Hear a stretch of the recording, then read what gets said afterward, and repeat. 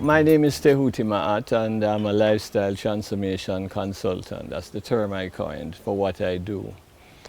Because although I'm trained in medical nutrition in the Faculty of Medicine at the University of the West Indies, I recognize early in the journey that as important as what we eat is, it represents just one aspect of the health equation. How we sleep, how we manage our stresses, not just what we eat, but what is eating us. You know, the time we take to empty the garbage bin by detoxification or cleansing the body, you know, how active we are physically, you know, how we interface with the technology safely, how we spend a little time to connect with the earth through what we call earthing or grounding, are all examples of other aspects which are a part of the health equation. So as a lifestyle transformation consultant, what I help people to do is to improve their lifestyles so that they get to a point where their lifestyles are healthy enough to address whatever it is they wanted to address. And then their new way of eating becomes the way they want to eat. The new way of exercising becomes fun, and the previous way of eating, etc., becomes undesirable. That's what we mean by a transformation. So essentially, what happens in today's world is that people are looking for restoration.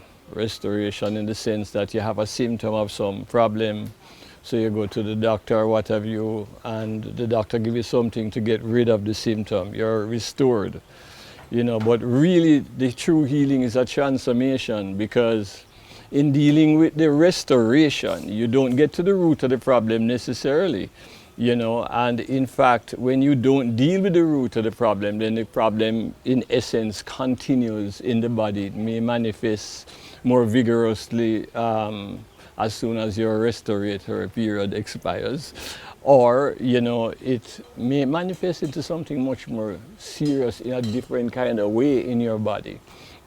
So recognizing that the key is in the treatment of the root, we also recognize that sometimes we don't know what the root of the problem is.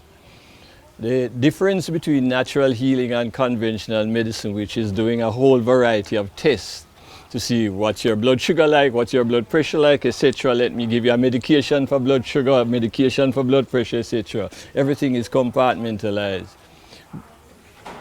One, when they do those tests, they may not even find out what the problem is, and then they are in a quandary.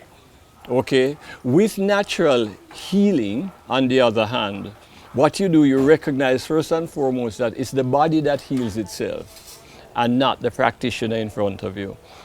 And the purpose of the practitioner is just to help the patient to sort of step back and allow the body's natural healing processes to function optimally by creating the right infrastructure, whether it starts with a detox or whatever. And with natural healing, you don't have to then know exactly what's causing the problem. Because if you give the body all that the body needs in terms of nutrition, in terms of cleansing, in terms of exercise, in terms of sunlight, etc., in terms of culturing positive, loving emotions, forgiveness, and so on, then the body will fix not only what it is you think you need to fix, but if there's something else going on that you don't know about, the body will fix that too. So lifestyle transformation is recognizing that, hey, there's something going on here, so let me get to the root of now, you know, addressing my body as a whole, you know, tidying up my lifestyle so that whatever is going on can disappear from my life permanently, hopefully, right? So the permanence comes because you are transforming. The problem with going on diets, for example, is you go on this diet, for example, to lose weight, and then you lose the weight, and then you say, praise God, and then you go back to your diet, and by the time you know it, you're at the bottom of the ice cream container. No disrespect to the ice cream companies. You know, really binging, gorging, you know. And I did a study I did a thesis on obesity. And in that thesis, I had to actually explore all of the major diet plans since antiquity to present day. I had to look at whether weight was lost, how much weight was lost, but most importantly, whether the weight was kept off. And what I discovered is that within 1 year, although almost all of these weight loss plans resulted in loss of weight, within 1 year, everybody in every plan except one not only regained back the weight, but plus some. So we were able to then legitimately or statistically say, you know, going on diets, you know, is a risk factor for obesity or weight gain. We could say to the skinny person, look, if you want to gain some weight, go on a diet. You lose some weight initially, but at the end of it, you know, you'll probably end up gaining, you know, statistically. So we're saying don't die yet. Don't die yet, yeah?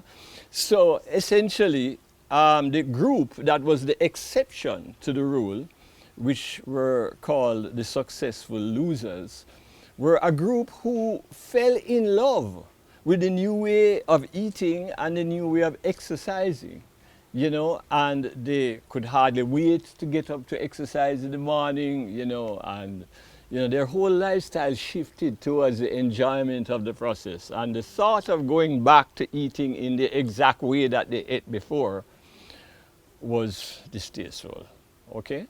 So they transformed. And so we say that, especially when we're talking about chronic diseases, which are fundamentally lifestyle diseases, the heart disease, the strokes, the diabetes, the autoimmune conditions, you know, the arthritis, all of the major public health stuff. Even things like viral attacks, which are, you know, based on overpowering you because your immune system is compromised. You know, all of these things ideally call upon us to transform some aspect of our liberty. Well, let me hear you say,